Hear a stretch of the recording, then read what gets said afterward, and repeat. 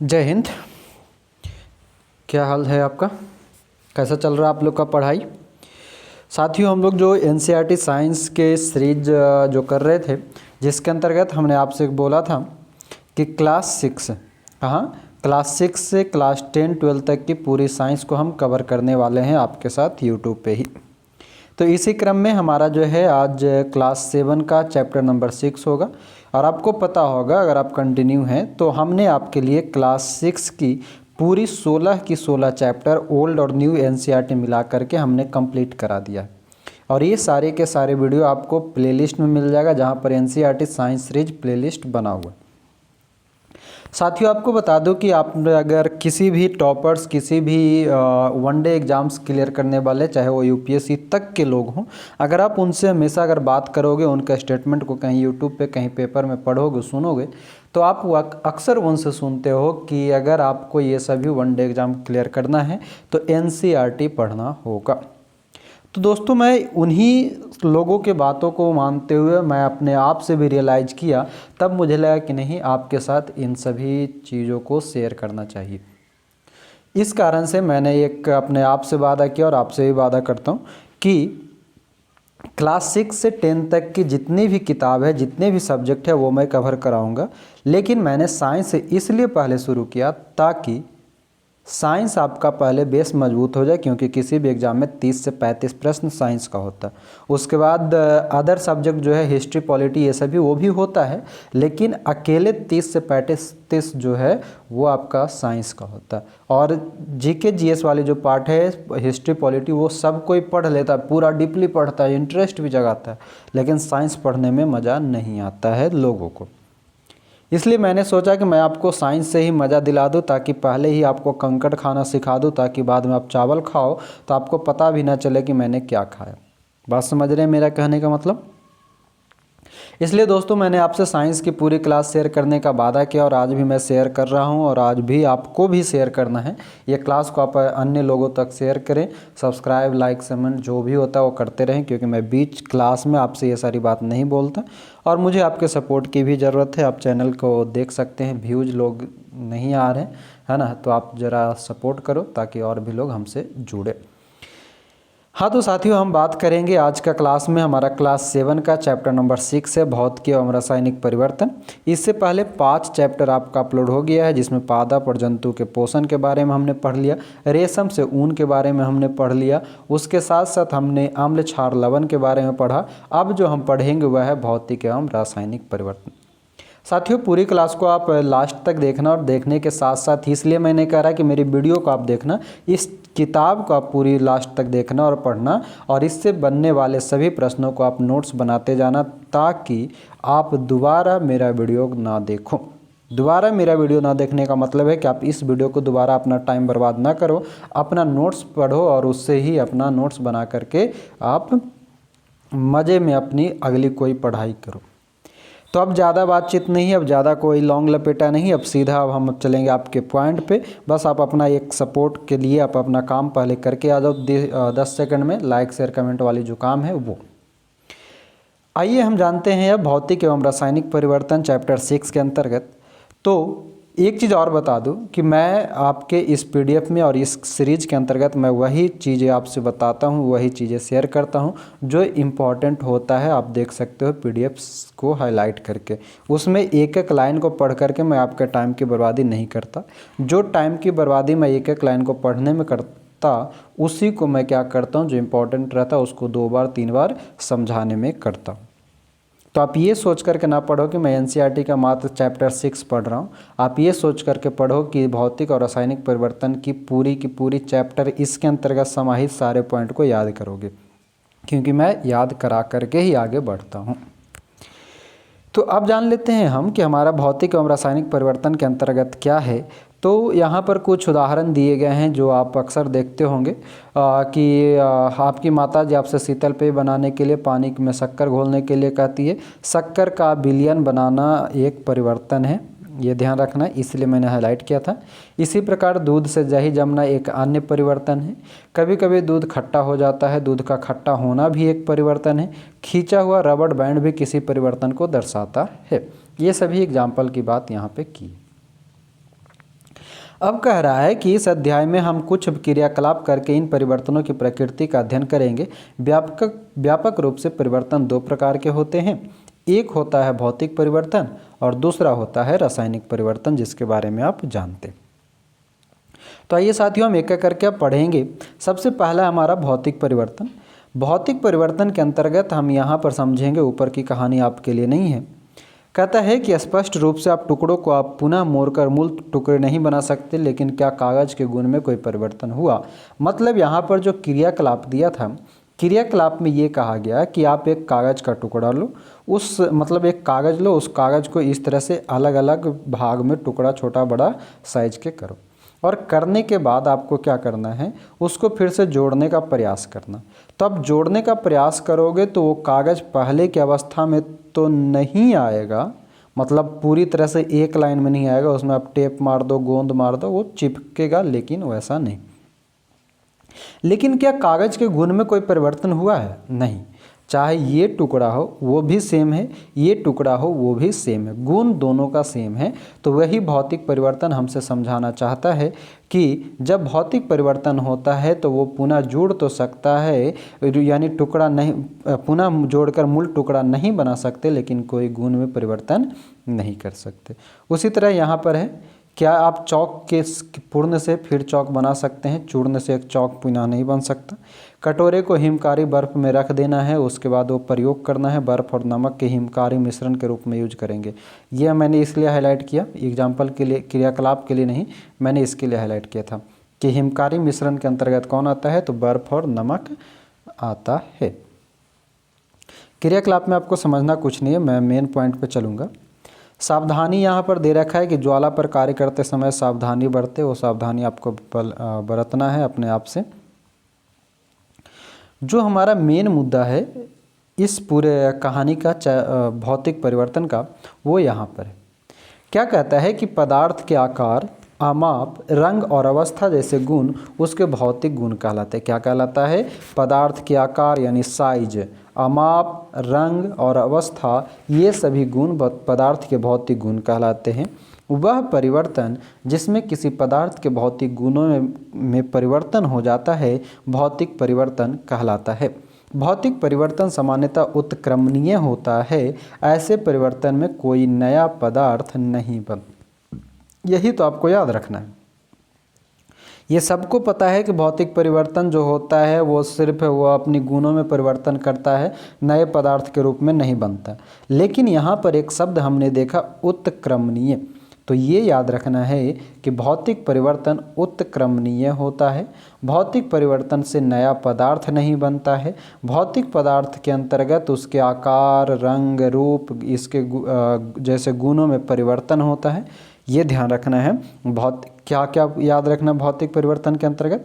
भौतिक परिवर्तन के अंतर्गत किसी पदार्थ का आकार, रंग, रूप, गुण में परिवर्तन होता है। भौतिक परिवर्तन उत्क्रमणीय होता है। भौतिक परिवर्तन में कोई नया पदार्थ नहीं बनता है। क्लियर? अब आगे चलते हैं। कहता अब हम दूसरे प्रकार के परिवर्तन पर विचार करते हैं। तो दूसरा परिवर्तन हमारा रासायनिक परिवर्तन। रासायनिक परिवर्तन का मतलब ये है कि लोहे में जंग लगना एक ऐसा परिवर्तन है जिससे आप भली भांति परिचित हो। एक चीज़ ध्यान रखना, जहाँ जहाँ पर क्रियाकलाप में लिया है, जैसे देखो यहाँ पर 6.5 तक क्रियाकलाप लिया, ठीक है। तो मैं एक और आपको रिकॉल करा दूँ कि कागज़ के एक टुकड़ा को 4 वर्गाकार टुकड़ों में काटना है, भौतिक परिवर्तन। क्लियर? कभी कभी यही पूछ देता है, ठीक ना। दूसरा है कि चॉकबोर्ड के आसपास फर्श पर गिरे चॉक पाउडर को एकत्र करके चॉक के एक टुकड़े बनाना, यानी कि चॉक के चूर्ण से पूर्ण चॉक बनाना। ये क्या है? भौतिक परिवर्तन, क्योंकि वो बन नहीं सकता, ठीक है। तीसरा क्रियाकलाप में लिया था कांच या प्लास्टिक के कटोरे में थोड़ी बर्फ़ लेना। ये क्या है? बर्फ़ पिघलेगा और वगैरह वगैरह जो होगा वो भी भौतिक परिवर्तन है। चौथा में लिया था कि एक पात्र में थोड़ा सा जल लेकर उसे उबालिए, आपको जल की सतह पर भाप निकलती दिखाई देती है। उबलते हुए जल से कुछ दूरी पर भाप के ऊपर किसी बर्तन को उल्टा करके रखिए, बर्तन की भीतरी सतह को देखिए, क्या आपको वहाँ जल की कोई बूंद दिखाई देती है? तो हाँ, देती है। तो ये क्या है? भौतिक परिवर्तन, यानी कि जल का उबालना, भाप निकलना, ये क्या है? भौतिक परिवर्तन है। पांचवा में आपसे बोला था कि उपयोग किए जा चुके लोहे की आरी की ब्लेड को चिमटे से पकड़िए, ब्लेड्स के मुक्त सिरे के अग्रभाग को गैस स्टोव की ज्वाला पर रखिए, कुछ मिनट तक प्रतीक्षा कीजिए। क्या ब्लेड के अग्रभाग में रंग में कोई परिवर्तन होता है? तो हाँ, होता है। ब्लेड को ज्वाला से हटाइए, कुछ समय बाद अग्रभाग को पुनः देखिए, तो क्या उसका रंग वापस आ जाता है? तो ये सभी क्रिया जो है आपका क्या है, भौतिक परिवर्तन के उदाहरण के रूप में आप याद रखेंगे। ठीक है, तो वही कह रहा है कि क्रियाकलाप 3-4 में जल की अवस्था परिवर्तित हो जाता है, ठोस से द्रव अथवा गैस से द्रव। क्रियाकलाप 5 में आरी के ब्लेड का रंग गर्म करने पर परिवर्तित हो जाता है। ये सभी क्या है? तो याद रखना है कि ठोस से द्रव या गैस से द्रव में जल की अवस्था का परिवर्तन कैसी परिवर्तन? भौतिक परिवर्तन। क्या याद रखेंगे कि जल का ठोस से द्रव अवस्था में परिवर्तन या जल का गैस से द्रव अवस्था में परिवर्तन भौतिक परिवर्तन है, और किसी लोहे के ब्लेड या किसी लोहे के रंग में गर्म करने पर रंग का परिवर्तन भी भौतिक परिवर्तन है। तो ये एग्जाम्पल याद रखना है, क्योंकि कभी कभी यहीं से एग्जाम्पल बना करके क्रियाकलाप को उठा लेता है। अब हम पढ़ेंगे रासायनिक परिवर्तन। तो यहाँ से क्या एग्जाम्पल याद रखना है? लोहे में जंग लगना। कहता है लोहे में जंग लगना एक ऐसा परिवर्तन है जिससे आप भली भांति परिचित हैं। यदि आप लोहे के एक टुकड़े को कुछ दिनों के लिए खुले में छोड़ दें तो इस पर भूरे रंग के पदार्थ की परत जम जाती है। यह पदार्थ जंग कहलाता है और यह प्रक्रम जंग लगना कहलाता है। जंग कैसे लगेगा? जब आप लोहे को वायु में कुछ समय के लिए छोड़ दोगे तब। पार्क वगैरह में, ये कबाड़ में आप देख सकते हो इस तरह से। अब देखिए यहाँ पर जो है मिला जुला करके जो पूरी कहानी के बाद हमको सारांश मिल रहा है यहाँ कि जंग लोहा नहीं है, जंग उस पदार्थ से भिन्न होती है जिस पर यह लगती है। यानी कि जो जंग होता है एक्चुअली में जंग लोहा नहीं होता, जंग एक्चुअली में लोहा नहीं होता है, जंग उस पदार्थ पर लग जाता है, यानी कि लौह पदार्थ से भिन्न होता है जिस पर यह लगती है। ये ध्यान रखना है। तो जंग लोहा नहीं होता। अब यहाँ पर क्रियाकलाप 6 है, सावधानी है। सावधानी को एक बार हम पढ़ लेते हैं। क्या है? शिक्षक के द्वारा आपको प्रयोग करना है। कहता है मैग्नीशियम के जलते हुए फीते अथवा तार की ओर लंबी अवधि तक देखना हानिकारक होता है। ये ध्यान रखेंगे कि मैग्नीशियम के जलते हुए फीते को आप कंटिन्यू देख रहे हैं तो आपके आँख को प्रभावित कर सकता है। शिक्षकों को बच्चों को बताना चाहिए कि वो जलते हुए मैग्नीशियम की ओर अधिक समय तक टकटकी लगाकर ना देखें। ठीक है, तो आपको बस इतना याद रखना है कि मैग्नीशियम के जलते हुए फीते को देखने से क्या होता है? आँख में खराबी हो सकता है। अब देखिए कह रहा है कि मैग्नीशियम की पतली पट्टी यानी कि फीता अथवा तार का टुकड़ा लीजिए, इसके सिरे को रेगमल से साफ कीजिए। ये मैग्नीशियम का फीता है। देख रहे हैं किस तरह से ब्राइटेस्ट एकदम पिक्चर है ना। बताओ अगर हम इसको ऐसे ही जूम कर दें तब आपके आँखों को भी असहज महसूस हो रहा है, जबकि ये पिक्चर है। आप उस समय अगर उस तरह से देखोगे तो क्या होगा? ठीक है, तो यही है। कहता है कि रेगमल से साफ कर लीजिए, सिरे को मोमबत्ती की लौ के पास लाइए। यह चमकदार श्वेत सफ़ेद प्रकाश देती हुई जलने लगेगी। पूरी तरह जलने के बाद कुछ श्वेत भस्म पाउडर शेष रह जाता है। यानी कि एक चीज़ भी याद रखना है कि मैग्नीशियम के फीता को जलाने पर वह कैसा प्रकाश देता है? तो श्वेत प्रकाश देता है। क्या याद रखेंगे?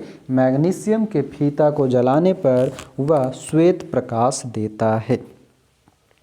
कहता है क्या भस्म मैग्नीशियम के फीते जैसी लगती है? इस परिवर्तन को निम्नलिखित समीकरण द्वारा व्यक्त किया जा सकता है। और बबुआ ये समीकरण को आप पूरी तरह से याद रखना और नोट करके रख लो, अपने कॉपी और पेन निकालो और लिखो फटाफट, क्योंकि ये सवाल बीपीएससी टीचर के अंतर्गत डायरेक्टली पूछा हुआ है। और एक शब्द यहाँ पर देखो या यूज हो रहा है बार बार, भस्म। क्या? भस्म। तो मैग्नीशियम के फीता को जलाने के बाद उससे श्वेत प्रकाश निकलता है और मैग्नीशियम के जलने के बाद एक पाउडर बचता है, वह श्वेत भस्म होता है। क्या होता है? भस्म होता है। यानी कि मैग्नीशियम को जलाने पर वह भस्म के रूप में पाउडर बनकर निकलता है।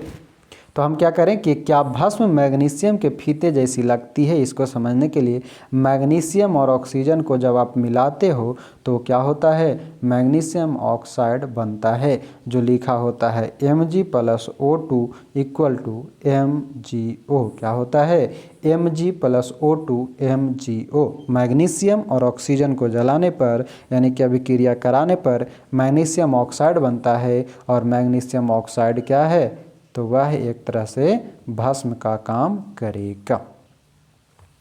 आइए देखिए, इस बॉक्स में कह रहा है कि ध्यान देखिए यहाँ लिखी समीकरण, ये ध्यान से देखिए, यहाँ से थोड़ा छोटा ही कर देते ताकि एक साथ आपको दिख सके। हाँ, करे कि ध्यान देखिए यहाँ लिखी समीकरण गणित में प्रयुक्त समीकरणों से भिन्न है। जो समीकरण हम गणित में प्रयोग करते हैं वो यहाँ नहीं है। इस प्रकार के समीकरणों में तीर का अर्थ है बनना या हो जाता है। ये जो तीर दिया गया है इसका अर्थ है बनना या हो जाना। इस पुस्तक में रासायनिक समीकरणों को संकलित करने का कोई प्रयास नहीं किया जा रहा और न ही यह छात्रों से अपेक्षित है। मतलब जो क्लास 7 है, क्लास 7 के अंतर्गत रासायनिक समीकरण के बारे में ज़्यादा संतुलित, जैसे देखो यहाँ पर ऑक्सीजन का 2 मात्रा है, यहाँ पर मैग्नीशियम का कुछ नहीं है, तो इसको संतुलित करना था। संतुलित करने के बाद हमको ये मैग्नीशियम को भी संतुलन करना था, ऑक्सीजन को भी लाना था, यानी कि 2MgO करके इसको बनाना था, लेकिन यहाँ पर इसको संतुलित नहीं किया गया। तो बस अभी आपको सिर्फ इतना याद रखना है कि मैग्नीशियम और ऑक्सीजन को मिलाने पर MgO मैग्नीशियम ऑक्साइड बन रहा है, ठीक ना। और ये जो है हम आगे के क्लास में क्लास 8-9 जब जाएंगे ना, तब इसको समीकरण को संतुलित करना वगैरह सीखेंगे। क्लास 7 के बच्चों को इतना दिमाग नहीं होता है, मतलब ये मत लेना कि दिमाग नहीं होता, मतलब वो हर एक चीज़ को डायरेक्टली एक साथ इतने मजबूत चीज़ों को नहीं सीख पाते हैं, तो उनको स्टेप बाय स्टेप सिखाया जाता है, ठीक ना। इसलिए यहाँ पर इतनी चर्चा नहीं की गई है। मैग्नीशियम ऑक्सीजन को मिलाने पर मैग्नीशियम ऑक्साइड बनता है, ये बस आप याद रखो।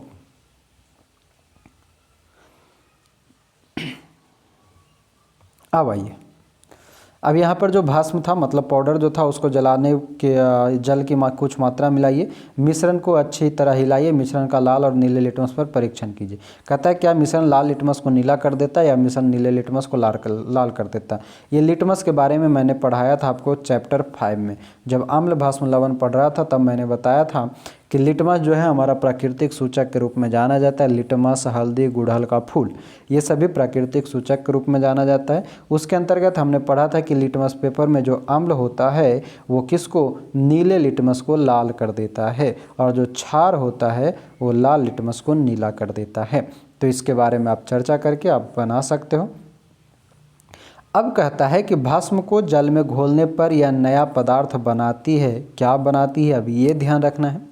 तो क्या कहता है कि इस परिवर्तन को हम यहाँ पर देखेंगे तो मैग्नीशियम ऑक्साइड यानी कि MgO प्लस जल मिलाने पर मैग्नीशियम हाइड्रोक्साइड बनता है। तो ये समीकरण आपका मोस्ट इम्पॉर्टेंट है, याद रखना है कि मैग्नीशियम ऑक्साइड यानी कि MgO। पहले तो कि MgO कैसे बना, तभी हमने ऊपर के समीकरण में जाना कि मैग्नीशियम और ऑक्सीजन को मिलाने पर मैग्नीशियम ऑक्साइड बनता है, और जब मैग्नीशियम ऑक्साइड को जल के साथ अभिक्रिया कराते हैं तो मैग्नीशियम हाइड्रोक्साइड बनता है, जो कि MgOH का होल ट्वाइज होता है। तो आपको क्या क्या याद रखना है, एक तो कि इसके फॉर्मूला यानी कि सूत्र के साथ याद रखना है। आप सूत्र के साथ लिखोगे कि मैग्नीशियम ऑक्साइड यानी MgO प्लस जल यानी H2O, ये दोनों को मिलाओगे तब आपको क्या मिलेगा, मैग्नीशियम हाइड्रोक्साइड मिलेगा। और मैग्नीशियम हाइड्रोक्साइड का सूत्र क्या है, तो MgOH का होल ट्वाइज। बात समझ गए। हमने अभी तक 2 समीकरण पढ़ा और दोनों समीकरण को आपको याद रखना है। एक ऊपर समीकरण पढ़ा था Mg मतलब मैग्नीशियम प्लस ऑक्सीजन को मिलाया, तब मैंने पाया MgO। क्या पाया, MgO। और जब मैं MgO को जल के साथ मिलाया, तब मैंने पाया MgOH का होल ट्वाइज पाया। क्या पाया, MgOH का होल ट्वाइज पाया। अब आगे चलते हैं। कहता है कि जैसा कि आपने अध्याय 5 में पढ़ा था, मैग्नीशियम हाइड्रोक्साइड एक क्षारक है। वहाँ पर मैंने बताया था चैप्टर 5 में, चैप्टर 5 जाकर देखो, तभी चैप्टर 6 आपको वहाँ से रिलेट होकर के समझ में आएगा। चैप्टर 5 में मैंने बताया था जब अम्ल और क्षार की पहचान करने के लिए तो मैंने 7 प्राकृतिक अम्ल कैसा नेचुरल एसिड के बारे में बताया था। उसी के अंतर्गत 4-5 मैंने क्या बताया था, क्षार का नाम बताया था और वहाँ पर पहचान करने का एक तरीका बताया था कि जिस किसी भी तत्व के साथ हाइड्रोक्साइड लगा रहेगा वह क्षार होगा। तो magnesium hydroxide, sodium hydroxide, potassium hydroxide, इस तरह से मैंने बताया था। फास्फोरस हाइड्रोक्साइड इस तरह से। तो ये याद रखना है कि मैग्नीशियम हाइड्रोक्साइड क्या है, एक तरह का क्षार है। अतः मैग्नीशियम ऑक्साइड एक नया पदार्थ है जो मैग्नीशियम के जलने पर बनता है। बबुआ इसको आप नोट करो। क्या नोट करोगे?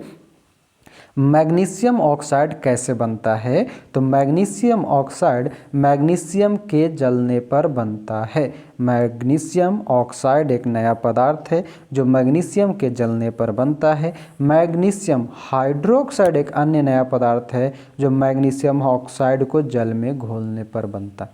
जो ऊपर के हमने 2 समीकरण पढ़ा, ये दोनों समीकरण का सारांश यहाँ पर लिखा है कि मैग्नीशियम हाइड्रोक्साइड एक तरह का क्षारीय पदार्थ है। मैग्नीशियम ऑक्साइड मैग्नीशियम के जलने पर बनता है और मैग्नीशियम हाइड्रोक्साइड कब बनता है? जब मैग्नीशियम ऑक्साइड को जल में घोलते हैं तब बनता है। क्लियर? यानी कि हम यहाँ पर यह भी कह सकते हैं कि मैग्नीशियम ऑक्साइड जो है, मैग्नीशियम ऑक्साइड एक तरह का भस्म है और भस्म प्लस जल यानी कि भस्म प्लस जल को मिलाने पर हमें क्या मिल रहा है? क्षार मिल रहा है, मैग्नीशियम हाइड्रोक्साइड। क्या मिल रहा है? मैग्नीशियम हाइड्रोक्साइड मिल रहा है। क्लियर है? एक बार फिर से आप समीकरण को देख लो। मैंने दोनों समीकरण को आपको बोला था लिख करके रख लेने के लिए।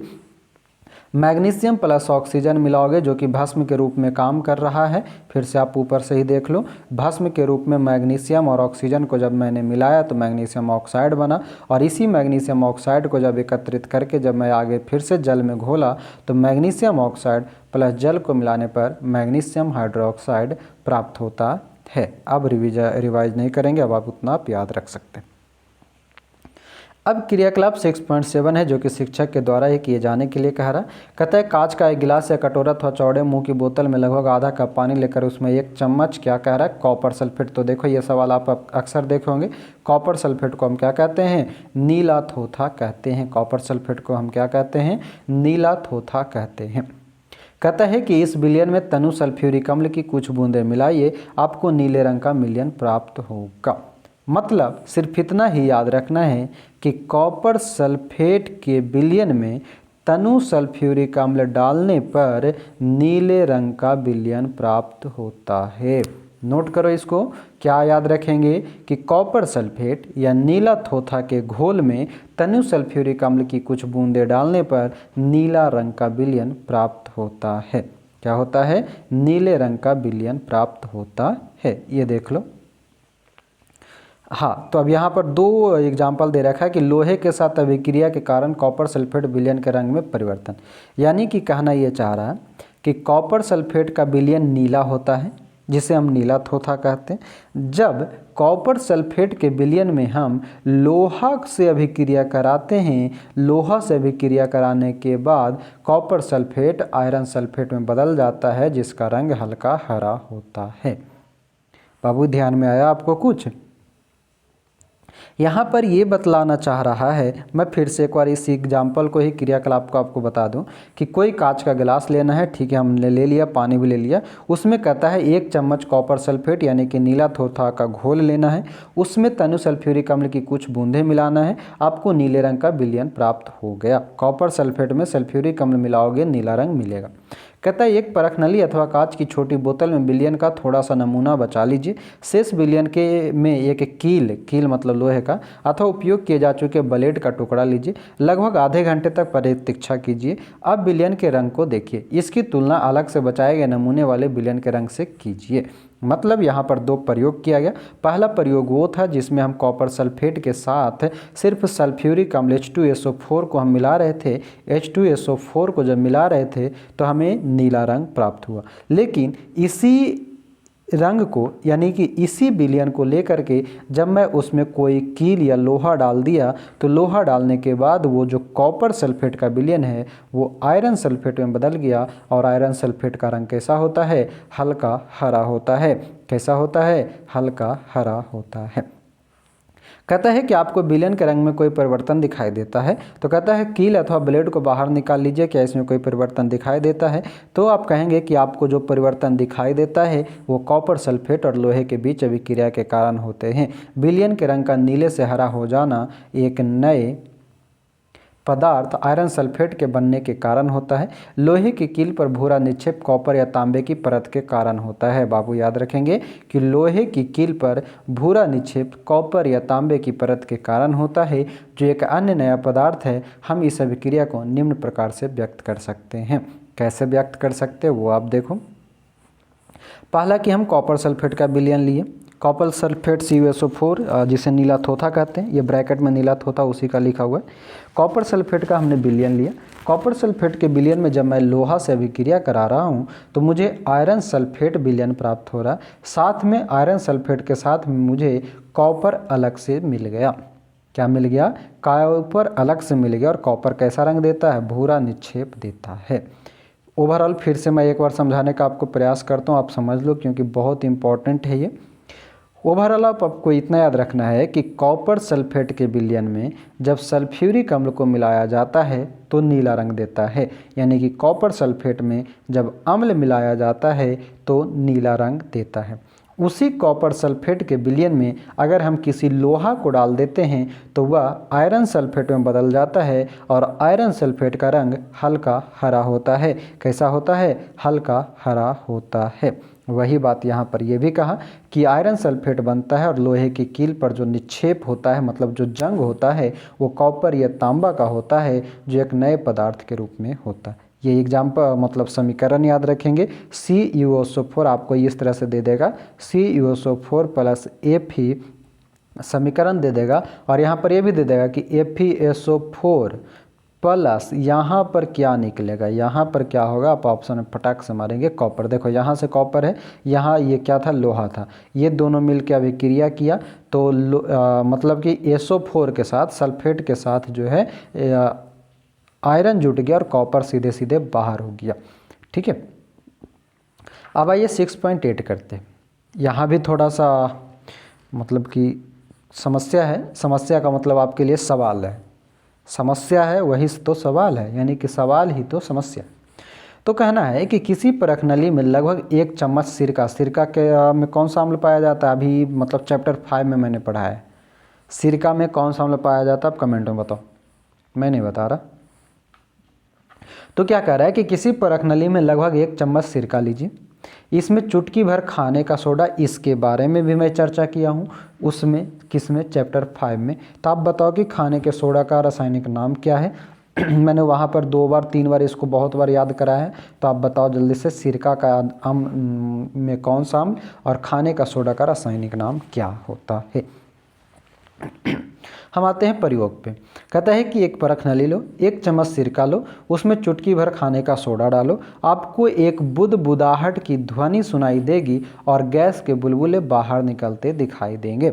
मतलब ये है कि जब किसी सिरका में खाने का सोडा डाला जाता है तो एक बुदबुदाहट की ध्वनि सुनाई देती है और गैस के बुलबुले बाहर निकलते हैं। आप कहोगे कि सर वो तो सब में निकलता है, किसी भी अम्ल में डाल देते तो ऐसा निकलता है, इसीलिए तो पास सवाल बनता है। आप अगर कभी हाइड्रोजन को देखोगे ना, हाइड्रोजन को कभी जलाओगे तो उसमें पट पट की आवाज़ आती है, ऐसा कुछ। ठीक है, पट पट की आवाज़। और ये सवाल पूछा जाता है, पूछा हुआ है कि हाइड्रोजन को जलाने पर कैसा आवाज़ होता है? तो पट पट पट पट ऐसा कुछ आवाज़ आता है। यही तो सवाल है और यही तो समस्या है जो कि आप पढ़ना नहीं चाहते और कहीं पे जल्दी पढ़ाया नहीं जाता। ठीक है, जो इतने बड़े बड़े कोचिंग संस्थान जो आप देख रहे हो बिहार के अंतर्गत, वो NCERT के नाम पर कोर्स शुरू कर ले रहा है, लेकिन जो नॉर्मली सारे बुक में है वही बता दिया जा रहा है, ये सारी चीज़ों को नहीं बताया जा रहा है। और NCERT जो सवाल मतलब किसी भी एग्ज़ाम में बनाता है वो यहीं सबसे निकाल के बनाता है, जो कि हमारे इंस्टीट्यूट वाले जो हैं इस पे ध्यान नहीं देते। तो अब आप ध्यान दे लो, आपको कहीं जाने की भी ज़रूरत नहीं पड़ेगी एनसीईआरटी पढ़ने के लिए। बस थोड़ी सी 1-1 घंटे की मेहनत करते जाओ। डेली चैप्टर बाय चैप्टर आपको 1-1 वीडियो 2-2 वीडियो हम दे ही रहे हैं। बस यही समझ लो कि मैं कहीं 12,000 10,000 दे करके नहीं, बस 1 घंटा 60 मिनट समय दे करके इस वीडियो को देख करके आप अपना पैसों की पैसा भी और पढ़ाई की पढ़ाई भी मिल जाएगा। हाँ, तो मैं क्या कह रहा था, 1 चम्मच सिरका लेना है, खाने का सोडा लेना है, उसको मिलाना है तो बुदबुदाहट की ध्वनि देगी और गैस के बुलबुले बाहर निकलेंगे। अब देखो क्या है कि इस गैस को चित्र 6.5 में दिखाई गई व्यवस्था के अनुसार ताजे बने चूने के पानी में गुजारिए। अब चूने का पानी लेना है। चूने का पानी तैयार करने की विधि अध्याय 5 में बताई गई है। हमने बताया था चूने के पानी को कैसे याद करेंगे, बूझा हुआ चूना के बारे में बताया था, बिना बूझा हुआ चूने के बारे में बताया था। तो इसके लिए आपको तो अध्याय 5 जाना पड़ेगा। तो जल्दी से इस वीडियो को देखो या फिर इसको यहीं पर पॉज करो, रोको और चैप्टर चैप्टर 5 जाके पढ़ो। बिना पढ़े तो होने वाला नहीं है बबुआ। हाँ, तो अब देखो हम क्या करें कि चूने के पानी में क्या परिवर्तन होता है। परख नली में परिवर्तन निम्न प्रकार से होता है। सिरका, लो आपके सवाल का जवाब मिल गया कि सिरका को हम एसिटिक एसिड कहते हैं। और जब खाने का सोडा यानी कि सोडियम हाइड्रोजन कार्बोनेट एक साथ मिलाते हैं तो कार्बन डाइऑक्साइड प्लस अन्य पदार्थ बनता है। क्या बनेगा, जब सिरका, ये देख लो यही है आपका प्रयोग कि चूने के पानी में से गैस को गुजारने के लिए व्यवस्था क्या है, आपका ये चूने का पानी है, यहाँ पर सिरका और खाने का सोडा मिलाया गया है। जब इसको परख नली से प्रयोग किया जा रहा है तो यहाँ से पाइप से निकल के आ रहा है कार्बन डाइऑक्साइड और ये नीचे में चूने का पानी जम जा रहा है, ऊपर में बुदबुदाहट की आवाज़ और गैस ऊपर में दिखाई दे रहा है।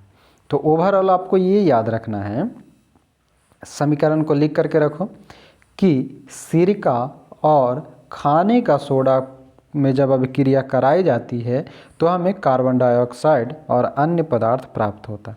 दूसरा समीकरण कैसे लिखोगे, एसिटिक अम्ल प्लस सोडियम हाइड्रोजन कार्बोनेट को हम अभिक्रिया कराते हैं तो कार्बन डाइऑक्साइड और अन्य पदार्थ बनता है। अब 2 समीकरण लिखो, मैंने कहा था 1 समीकरण, यहाँ पे 1 समीकरण लिखा है ना, आप 2 लिखो, आपको 2 तरह से याद होगा। पहला लिखो कि सिरका प्लस खाने का सोडा, सिरका प्लस खाने का सोडा को जब हम अभिक्रिया कराते हैं तो कार्बन डाइऑक्साइड और अन्य पदार्थ बनता है। दूसरा अभिक्रिया आप लिखो कि जब एसिटिक अम्ल और सोडियम हाइड्रोजन कार्बोनेट को हम अभिक्रिया कराते हैं तो कार्बन डाइऑक्साइड और अन्य पदार्थ बनता है। यानी कि ये हमारा समीकरण नंबर 3 है। कौन कौन सी, एक हमने समीकरण पढ़ा था magnesium plus oxygen equal to MgO, दूसरा हमने पढ़ा MgO plus H2O equal to MgOH का होल टू एज, तीसरा हमने पढ़ा सिरका, शॉर्टकट में लिख रहा हूँ, सिरका प्लस खाने का soda equal to carbon dioxide plus अन्य पदार्थ, ये पढ़ा। और भी लगता है कोई पढ़े थे क्या, कोई एक और समीकरण था ध्यान में है, हाँ ये वाली कॉपर सल्फेट वाली, क्या पढ़े थे कि कॉपर सल्फेट प्लस लोहा को हम मिला रहे तो हमें क्या मिल रहा है, FeSO4 यानी आयरन सल्फेट प्लस कॉपर, यानी कि टोटल ओवरऑल अभी आपको कितने समीकरण मिल गए, 4 समीकरण मिल गए बबुआ। तो ये चारों समीकरण को आप अपने कॉपी में नोट कर लो। अब हम आगे बढ़ते, अब देखो कह रहा है कि कार्बन डाइऑक्साइड और चूने के पानी के बीच अभिक्रिया निम्न प्रकार से होती है। अब लो अगला अभिक्रिया फिर से आ गई, 5वीं अभिक्रिया, ये क्या है, कहता है कार्बन डाइऑक्साइड और चूने के पानी जिसे हम CaOH का होल टू है, यानी कि चूने का पानी जो है एक तरह का क्या है, क्षार है, क्या है, क्षारीय है। तो कहते हैं कार्बन डाइऑक्साइड और चूने के पानी को जब हम अभिक्रिया कराते हैं तो कैल्शियम कार्बोनेट और जल प्राप्त होता है। क्या देखा आपने, एक तो कि आप यहाँ पर भी 2 तरह से सवाल को लिखो, मतलब समीकरण को लिखो अपने नोट्स में कि जब कार्बन डाइऑक्साइड और चूने के पानी के बीच में अभिक्रिया कराया जाता है तो पहला लिखो कार्बन डाइऑक्साइड प्लस चूने का पानी equal to calcium carbonate plus जल। दूसरा कैसे लिखोगे, दूसरा लिखोगे कार्बन डाइऑक्साइड यानी कि CO2 प्लस CaOH का होल टू है, जिसमें आप क्षार लिख लेना, ठीक है, ब्रैकेट में CaOH या नीचे में कहीं पे CO2 प्लस CaOH का होल टू है, इससे आप अभिक्रिया कराते हो तो CaCO3 प्लस H2O मिलता है। समीकरण आप लिख लिए, ऐसे ही लिखना है ताकि आपको फॉर्मूला भी याद हो जाए, साथ ही साथ उसके नाम वाला भी याद हो जाए। कार्बन डाइऑक्साइड प्लस चूने का पानी को आप मिलाओगे, कैल्शियम कार्बोनेट और जल बनता है। अब आगे बढ़ते हैं। कहता है जब कार्बन डाइऑक्साइड को चूने के पानी में प्रवाहित किया जाता है तो कैल्शियम कार्बोनेट बनता है। बाबू ध्यान करो, अगर आपने बहुत सारे एग्जाम दिया होगा तो उसमें ये पूछता है कि चूने का पानी दूधिया हो जाता है। याद आया, हमेशा ये सवाल पूछा गया है। तो लिखो ना, लिखो लिखो लिखो। क्या कह रहा है कि जब कार्बन डाइऑक्साइड को चूने के पानी में प्रवाहित किया जाता है तो कैल्शियम कार्बोनेट बनता है, जिससे चूने का पानी दूधिया हो जाता है। चूने के पानी का दूधिया हो जाना कार्बन डाइऑक्साइड का मानक परीक्षण है। यानी कि अगर आपको कार्बन डाइऑक्साइड का परीक्षण करना है तब आप क्या करोगे, और ये भी ध्यान रखना है कि कार्बन डाइऑक्साइड क्या है, एक प्रकार का गैस है। तो गैस प्लस चूने का पानी यानी कि गैस कार्बन डाइऑक्साइड और चूने के पानी के साथ हम कभी क्रिया कराते हैं तो कैल्शियम कार्बोनेट बनता है, जो चूने के पानी को दूधिया कर देता है। दूधिया मतलब उजला। और चूने के पानी का दूधिया हो जाना ही क्या कहलाता है, कार्बन डाइऑक्साइड का मुख्य परीक्षण के रूप में जाना जाता है। आप इसका उपयोग अध्याय 10 में यह दिखाने के लिए करेंगे कि हम श्वसन में जो वायु बाहर निकलते हैं उसमें कार्बन डाइऑक्साइड की मात्रा अधिक होती है। यानी कि आप ध्यान रखो, आपको आगे के भी चैप्टर में यह काम देगा, चैप्टर नंबर 10 में, चैप्टर 6 चैप्टर नंबर 10 में काम देगा, और चैप्टर 6 चैप्टर 5 के बिना अधूरा है। तो अब ये वाली लाइन समझ गया, कार्बन डाइऑक्साइड को चूने के पानी से विक्रिया कराएंगे, कैल्शियम कार्बोनेट बनाएगा जो चूने के पानी को दूधिया करेगा। चूने के पानी के दूधिया हो जाना ही कार्बन डाइऑक्साइड का मुख्य परीक्षण होता है। अब क्रियाकलाप 6.6 और 6.8 में आपने देखा कि प्रत्येक परिवर्तन में एक या अधिक नए पदार्थ बने। 6.6 और 6.8 क्या देखा आपने, फिर से चलते हैं एक बार, मैं जब तक आपको याद नहीं कराऊंगा नहीं छोड़ूंगा। 6.8 ये वाली है, 6.6 की बात किया था ना, किधर हो बबुआ, 6.6, हाँ 6.6 में मैग्नीशियम वाली बात की थी। मैग्नीशियम में जो इसमें मैग्नीशियम और ऑक्सीजन को मिलाने पर मैग्नीशियम ऑक्साइड बन रहा था।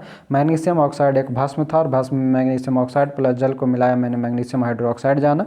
उसके बाद मैंने पढ़ा कॉपर के बारे में कि कॉपर सल्फेट के विलयन और नीला थोथा मिलाने पर लोहा कॉपर सल्फेट और लोहा को मिलाने पर आयरन सल्फेट विलयन बनता है और कॉपर बाहर आ जाता है, ये हमने पढ़ा। उसके बाद हमने पढ़ा कि सिरका और खाने का सोडा को मिलाने पर कार्बन डाइऑक्साइड और अन्य पदार्थ बन जाता है। उसके बाद हमने पढ़ा कि कार्बन डाइऑक्साइड और चूने के पानी को मिलाने पर कैल्शियम कार्बोनेट और जल बन जाता है।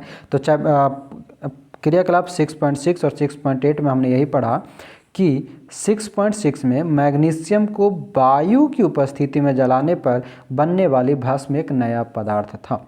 अब क्या याद आया कि मैग्नीशियम को वायु की उपस्थिति में जलाने पर क्या बनता है, एक नया पदार्थ बनता है पाउडर के रूप में जो भस्म होता है। और हमने क्या जाना, वायु के अंतर्गत क्या होता है, ऑक्सीजन होता है। मैग्नीशियम प्लस ऑक्सीजन को हमने मिलाया तो क्या बना था, जल्दी से बताओ। मैग्नीशियम और ऑक्सीजन को हमने मिलाया था तो क्या बनाया था, MgO बनाया था। आप समीकरण को सॉल्व कर सकते हो, 2MgO हो जाएगा। क्लियर। क्रियाकलाप 6.7 में क्या देखा कि कॉपर सल्फेट की लोहे के साथ अभिक्रिया में आयरन सल्फेट और कॉपर बने थे। ये दोनों नए पदार्थ थे। क्या क्या क्या क्या क्या क्या, कॉपर सल्फेट की लोहे के साथ अभिक्रिया यानी कि CuSO4 प्लस Fe से हमने अभिक्रिया कराया, तब बबुआ हमें मिला था FeSO4, अब प्लस में क्या मिल गया था, कॉपर मिल गया था। तो वही कह रहा है कि 6.7 के क्रियाकलाप में हमने जाना कि कॉपर सल्फेट की लोहे के साथ अभिक्रिया से आयरन सल्फेट और कॉपर बनता है। ये दोनों नया पदार्थ बन गया। अब कॉपर लोहे के ब्लेड पर निक्षेपित हो गया था, मतलब बाहर हो गया था।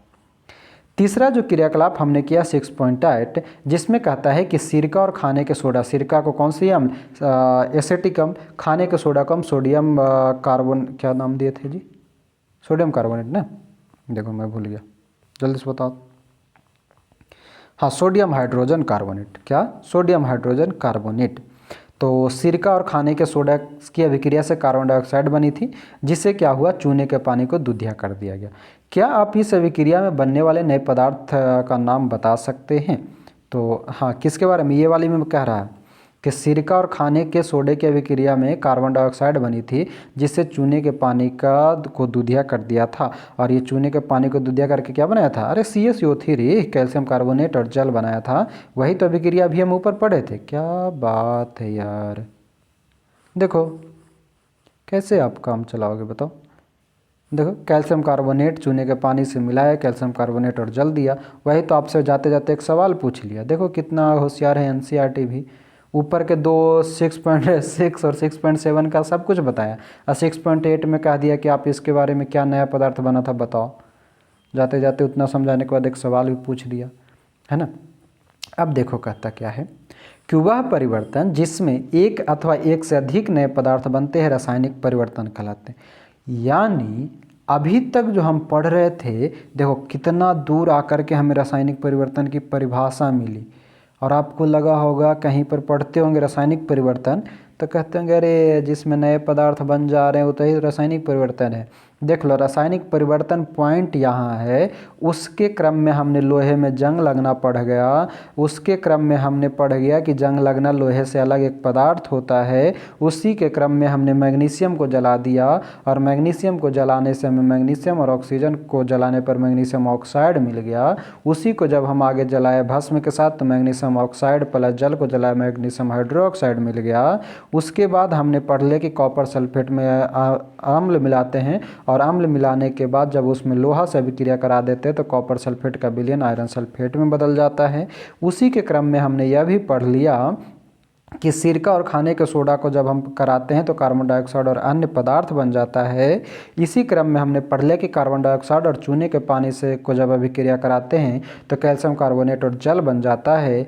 उसके बाद जाकर के हमको एक परिभाषा मिला, वह परिभाषा है रासायनिक अभिक्रिया। मैं आपको चैलेंज करता हूँ, आप जितना भी किताब पढ़ रहे हो ना, जितना भी नोट्स पढ़ रहे हो ना, क्या आप जाकर के वहाँ देखो कि क्या ऊपर में जो 5-6 हमने समीकरण पढ़ा है NCERT के माध्यम से, क्या वो उस नोट्स में ये परिभाषा के बाद वो पूरी की पूरी 5-6 समीकरण दी गई है।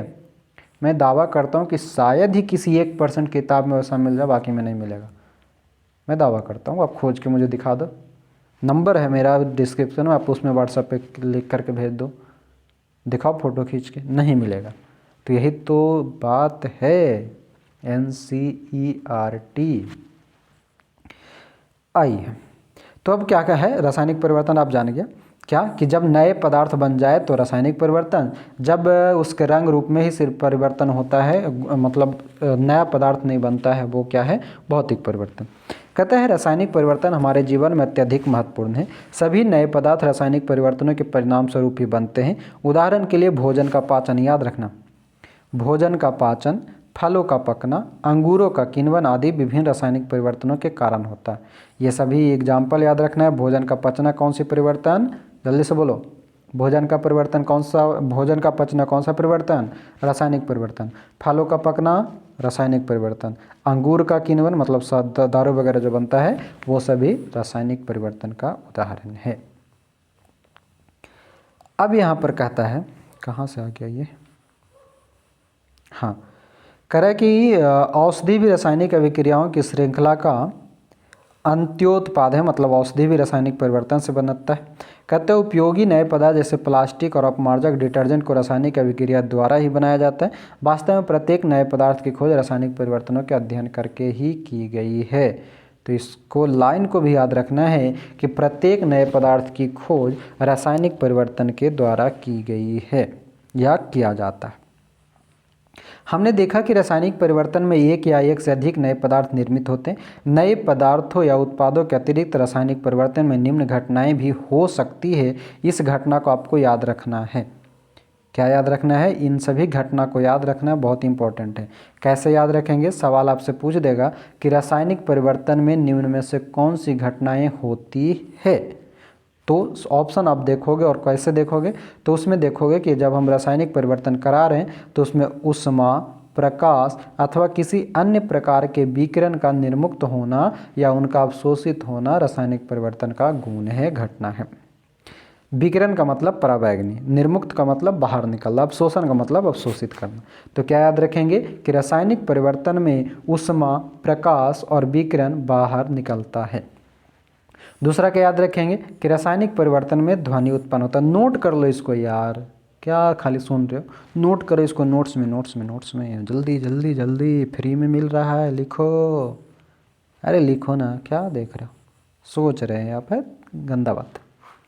हाँ, हम क्या कह रहे थे कि रासायनिक परिवर्तन में क्या है, तो ऊष्मा, प्रकाश और अन्य प्रकार का विकिरण निकलता है, ध्वनि का उत्पन्न होता है, गंध में परिवर्तन होना अथवा किसी नए गंध का बनना होता है, यानी कि रासायनिक परिवर्तन में गंध भी होता है, रंग में भी परिवर्तन होता है, किसी गैस का भी बनना होता है। क्या क्या हमने पढ़ा, तो रासायनिक परिवर्तन के अंतर्गत ऊष्मा निकलेगा, क्या निकलेगा, ऊष्मा निकलेगा, प्रकाश निकलेगा, क्या निकलेगा, विकिरण निकलेगा, विकिरण के अंतर्गत परावैंगिक किरण को भी आप रख लेना।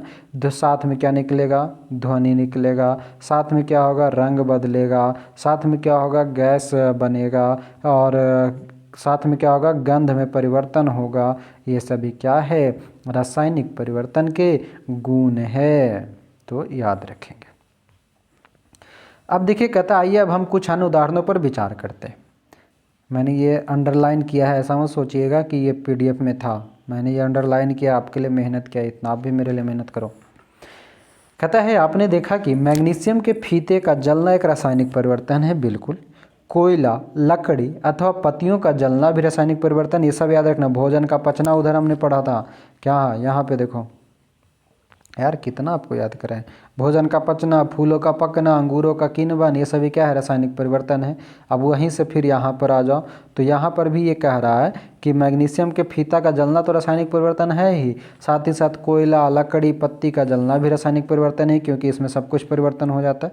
वास्तव में किसी भी पदार्थ का जलना एक रासायनिक परिवर्तन है। लो ओवरऑल आपको क्या याद रखोगे कि वास्तव में किसी भी पदार्थ का जलना एक रासायनिक परिवर्तन है। जलने के बाद सदैव ऊष्मा का उत्पादन होता है। किसी भी पदार्थ को आप जलाओगे तो रासायनिक परिवर्तन का प्रयोग करेगा, और रासायनिक परिवर्तन में हमने जाना कि ध्वनि, ऊष्मा, प्रकाश, विकिरण, गंध में परिवर्तन, रंग, रूप सभी में परिवर्तन हो जाता है। कहता है कि पटाखों का विस्फोट एक अन्य रासायनिक परिवर्तन है। पटाखा का विस्फोट भी रासायनिक परिवर्तन है। आप जानते हैं कि ऐसे विस्फोट में ऊष्मा, प्रकाश, ध्वनि और अरुचिकर गैसें, मतलब अनचाही गैस भी उत्पन्न होता है, जो वायुमंडल को प्रदूषित करता है। इसलिए आपको पटाखे न जलाने की सलाह दी जाती है। कहता है जब भोजन सामग्री बासी हो जाती है अथवा सड़ गल जाती है तो उसमें से दुर्गंध आने लगती है। क्या हम इस परिवर्तन को रासायनिक परिवर्तन कह सकते हैं? ये आपके लिए सवाल है, तो आप बिल्कुल कहोगे कि हाँ हम कह सकते हैं। तो कहता है ये पूरी कहानी सेब को लेकर के था। सेब के बारे में आखिरी में कहता है कि ऐसे प्रत्येक स्थिति में रंग का परिवर्तन वास्तव में किसी नए पदार्थ अथवा पदार्थों के बनने के कारण होता है। क्या यह परिवर्तन रासायनिक परिवर्तन नहीं है? तो बिल्कुल है, ये रासायनिक परिवर्तन है। अब देखो बूझो और पहेली की कुछ कहता है कि अध्याय 1 में, मतलब क्लास 7 के अध्याय 1 में ये था पादपों में पोषण। ठीक है, तो कहता है अध्याय 1 में हमने पढ़ा कि पादप अपना भोजन प्रकाश संश्लेषण नामक प्रक्रम द्वारा स्वयं बनाते। क्या हम प्रकाश संश्लेषण को रासायनिक परिवर्तन कह सकते हैं? तो पहेली कहती है कि पहेली ने कहा कि पाचन भी एक रासायनिक परिवर्तन है, यानी कि प्रकाश संश्लेषण भी रासायनिक परिवर्तन है, पाचन भी एक प्रकार का रासायनिक परिवर्तन होता है। अब यह है अध्याय 5 में आपने अम्ल और क्षार को परस्पर मिलाकर उदासीन किया था। क्या उदासीनीकरण की अभिक्रिया रासायनिक परिवर्तन है? तो हाँ है। इसके बारे में हम पढ़े थे उदासीनीकरण के बारे में चैप्टर 5 में, कि जब अम्ल और क्षार को मिला देते हैं तो एक लवण बनता है, यानी कि उदासीन हो जाता है। और उदासीन होने के साथ साथ लवण के साथ साथ क्या प्राप्त होता है? जल प्राप्त होता है। इसके बारे में मैंने बताया था, जब अम्ल और क्षार की अभिक्रिया कराते हैं तो लवण और जल प्राप्त होता है। अब अगला है हमें लोहे में जंग लगना। तो आप बहुत जगह देखे होंगे जंग लगने की प्रक्रिया, तो वो मैं नहीं समझा रहा। आप यहाँ देखो कि जंग लगने की प्रक्रिया को निम्न समीकरण द्वारा व्यक्त किया जा सकता है। कौन कौन? तो एक है लोहा प्लस ऑक्सीजन प्लस जल मिलाने पर जंग लगता है। मतलब Fe लोहा प्लस O2 का वायु से, जब वायुमंडल से ऑक्सीजन लेते तो, प्लस जल, ये तीनों को मिला देते तो हमको क्या मिलता है? FeO3 मिलता है। Fe2O3 ये आयरन ऑक्साइड का सूत्र है, और ये याद रखना है जंग को हम आयरन ऑक्साइड कहते हैं, और आयरन ऑक्साइड Fe2O3 है। कहता है जंग लगने के लिए ऑक्सीजन और जल दोनों की उपस्थिति अनिवार्य है। जंग कब लगेगा? जब ऑक्सीजन और जल यानी कि जल वाष्प दोनों होगा तभी जंग लग सकता है। जंग को हम आयरन ऑक्साइड कहते हैं जिसे Fe2O3 कहते हैं। और ये समीकरण नंबर शायद 7वां है। कितना है? 7वां या 6ठा, जो भी समीकरण है आप इसको नोट डाउन कर लेंगे। कहता है वास्तव में यदि वायु में आर्द्रता की मात्रा अधिक हो अर्थात नमी अधिक हो तो जंग जल्दी लगता। अब पहली करी, ओह इसलिए मेरी सहेली रीता सदैव लोहे की वस्तुओं में जल्दी जंग लगने की शिकायत करती है क्योंकि वह समुद्र के निकट रहती है। आपको क्या लगा कि पहेली की सहेली जो है वो कहानी सुना रही है, अपने घर की दुख दर्द सुना रही है? नहीं, पहेली की सहेली आपको सिखा रही है कि भैया रे, बहनी रे, ये है कि समुद्र के आसपास रहने वाले क्षेत्र में जंग जल्दी लगता है। जंग लगने के लिए हमें क्या चाहिए? ऑक्सीजन और वायु यानी कि जल वाष्प चाहिए, ऑक्सीजन और जल चाहिए, तब जंग जल्दी लगता है। यानी कि आर्द्रता जितना ज़्यादा, क्या कहा है यहाँ पे कि वायु में आर्द्रता की मात्रा अधिक हो या नमी अधिक हो तो जंग जल्दी लगता है। तो समुद्र के निकट में क्या होती है? आर्द्रता की मात्रा अधिक होता है, नमी अधिक होता है, इस कारण से जंग जल्दी लगता है। आइए, कहता है अब हम जंग लगने से रोकथाम को कैसे करते हैं? तो कहता है लोहे की वस्तुओं को ऑक्सीजन अथवा जल अथवा दोनों के संपर्क में आने से बचाकर ही ऐसा किया जा सकता है। इसका एक सरल उपाय उन पर पेंट अथवा ग्रीज की एक परत चढ़ाना है। वास्तव में लोहे की सभी वस्तुओं पर नियमित रूप से पेंट अथवा ग्रीज की परत चढ़ाते रहना चाहिए जिससे उनमें जंग लगने को रोका जा सके। एक अन्य उपाय लोहे के ऊपर क्रोमियम अथवा जस्ता जैसी किसी धातु की परत चढ़ाना है। ये याद रखना, क्रोमियम और जस्ता यानी कि जिंक। लोहे पर जिंक की परत चढ़ाने की प्रक्रम या सदलेपन या गैल्वेनाइजेशन कहलाता है। देखो ये तो सवाल आप भी बचपन में भी पढ़े होगे, आज भी पढ़ रहे हो और आगे भी पढ़ते रहोगे, आगे भी एग्जाम में पूछता रहता है। क्या? लोहे पर जिंक की परत चढ़ाने की प्रक्रिया क्या कहलाता है? गैल्वेनाइजेशन या यसद लेपन कहलाता है, जस्तीकरण कहलाता है। अब आपसे सवाल पूछ दे कि किसी लोहे को जंग से बचाने के लिए हम किसका प्रयोग करेंगे? पहला ऑप्शन है आपका जिंक, दूसरा ऑप्शन है क्रोमियम, तीसरा ऑप्शन है ए और बी दोनों, चौथा ऑप्शन है इनमें से कोई नहीं। आप क्या मारोगे? क्या मारोगे? जिंक और क्रोमियम दोनों मारेंगे। क्यों? क्योंकि ऑप्शन में यहाँ देख लो, पढ़ लो, क्रोमियम और जस्ता दोनों जो है परत चढ़ाने पर लोहे को बचा सकता है। चलो तो ये हो गया। लवण युक्त जल जंग लगने की प्रक्रम की दर को बढ़ा देता है, ये याद रखना। ये जहाज वगैरह की बात कर रहा है इसलिए मैं यहाँ पे कुछ नहीं बता रहा आपको, बस ये याद रखना है कि लवण युक्त जल जंग लगने के प्रक्रम दर को बढ़ा देता है, यानी कि समुद्र के जल में से जल्दी जंग लगता है। अब कह रहा है स्टेनलेस स्टील लोहे में कार्बन और क्रोमियम, निकेल तथा मैग्नीज जैसी धातुओं को मिलाकर बनाया जाता है, इसमें जंग नहीं लगता। स्टेनलेस स्टील में क्या क्या होता है? तो स्टेनलेस स्टील लोहे में कार्बन, क्रोमियम और निकेल, मैग्नीज, ये 4 चीज़ होता है। ये पूछा भी जाता है कि स्टील किसका मिश्रण है? तो carbon, chromium, nickel, manganese. Steel किसका मिश्रण है? कार्बन, क्रोमियम, निकेल और मैग्नीज का मिश्रण है। अब अगला जो हमारा पॉइंट है क्रिस्टलीकरण। क्रिस्टलीकरण में कहता है कक्षा 6 में आपने पढ़ा था। कक्षा 6 जाके पढ़ो ना, तो काहे इंतज़ार कर रहे हैं? इसीलिए तो मैं बार बार बोलता हूँ क्लास 6 से ऊपर आपको सब पढ़ना पड़ेगा, एक एक चैप्टर पढ़ना पड़ेगा। नहीं पढ़ोगे तो नहीं समझ में आएगा। अब जाके पढ़ो क्लास 6 में। कहता है कि क्लास 6 में आपने पढ़ा था कि साधारण नमक लवण को समुद्र जल के वाष्पन द्वारा प्राप्त किया जा सकता है। किससे? यानी कि साधारण नमक को हम कैसे करते हैं? तो समुद्र जल के वाष्पन द्वारा किया जा सकता है। इस प्रकार प्राप्त होने वाले नमक शुद्ध नहीं होता है। समुद्र से डायरेक्ट जलवाष्प द्वारा प्राप्त होने वाला नमक शुद्ध नहीं होता है और उसके क्रिस्टलों के आकार को स्पष्ट रूप से नहीं देखा जा सकता।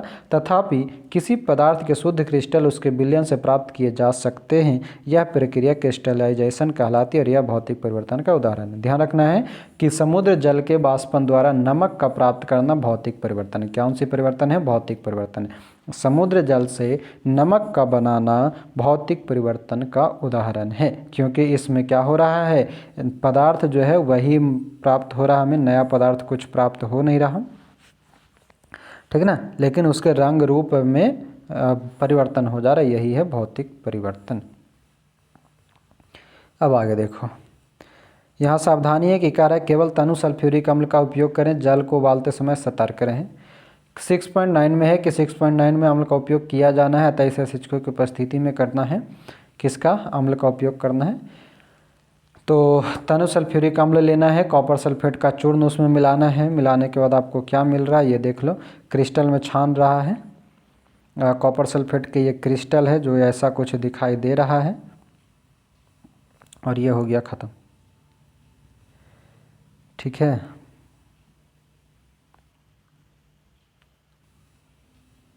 मतलब ये कहना ये चाह रहा था ना, देखो क्या कह रहा था कि जो सल्फ्यूरिक अम्ल को एक बीकर में ले लिए आप, ठीक है, उसमें सल्फ्यूरिक अम्ल लिए, उसके बाद जब जल उबलना आरंभ कर देता है तो धीरे धीरे उसमें कॉपर सल्फेट का चूर्ण डालिए। ठीक है, तो वो क्या होता है, धीरे धीरे नीचे जा कर के बैठ जाता है। क्या कहता है, धीरे धीरे घोलते रहिए, घोलते घोलते उसको थोड़ा देर शांत छोड़ दीजिए ठंडा होने के लिए। ठंडा होने के बाद उसको नीचे जो तली होता है, इस तली में आप इसको देखोगे तो कॉपर सल्फेट का जो विलयन है ये यहाँ पर नीला थोथा जिसको हम कहते हैं वो नीचे बैठ गया है, उसी का यहाँ पर प्रयोग किया गया है। ठीक ना। तो ये हमने भौतिक और रासायनिक परिवर्तन के बारे में पढ़ा। अब ये कुछ शब्द है जिसके बारे में आपने अभी पढ़ा है, जैसे रासायनिक परिवर्तन वो है जिसमें नए पदार्थ बनता है, रासायनिक अभिक्रिया जिसमें दो या दो से अधिक तत्वों या पदार्थों को हम मिलाते हैं, क्रिस्टलीकरण वो है जिसमें क्रिस्टल का प्रयोग करते हैं, यसद लेपन यानी कि जस्तीकरण जिंक से, भौतिक परिवर्तन जिसमें नए पदार्थ तो नहीं बनता लेकिन उसके गुण वगैरह परिवर्तन हो जाते हैं कुछ कुछ, जंग लगना जो लोहे में जहाँ आर्द्रता अधिक नमी अधिक होगा वहाँ पे जंग जल्दी लगता है। फिर आपने क्या सीखा, तो परिवर्तन दो प्रकार का होता है, भौतिक और रासायनिक। भौतिक परिवर्तन में पदार्थों के भौतिक गुणों में कुछ परिवर्तन होते हैं, इन परिवर्तनों में कोई नए पदार्थ नहीं बनते, ये परिवर्तन उत्क्रमणीय हो सकता है। रासायनिक पदार्थों में नए पदार्थ बनते हैं, कुछ पदार्थों को क्रिस्टलीकरण के द्वारा उनके विलयनों में शुद्ध अवस्था में प्राप्त किया जाता है, ये आपने पढ़ा। उसके बाद नीचे आपका अभ्यास है, और ये अभ्यास में पूछा गया है, और पूछा गया है नहीं, ये बीपीएससी ट्री में पूछा गया है, टीचर में सवाल यही दे दिया था कि निम्न में से कौन सा भौतिक या मतलब भौतिक परिवर्तन के उदाहरण है। ठीक है, और यही 6 गो ऑप्शन 7 गो आपको दे दिया था, इसमें से आपको छांटना था। प्रकाश का संश्लेषण है, जल में शक्कर को घोलना है, कोयले को जलाना है, मोम को पिघलाना है, एल्युमिनियम के टुकड़े को पीट कर उसका पतला पत्र बनाना है, भोजन का पाचन है। अब आप इसमें से भौतिक और रासायनिक को अलग कर लो। देखो प्रकाश संश्लेषण रासायनिक परिवर्तन आर लेकर लिख रहे हैं, ठीक है।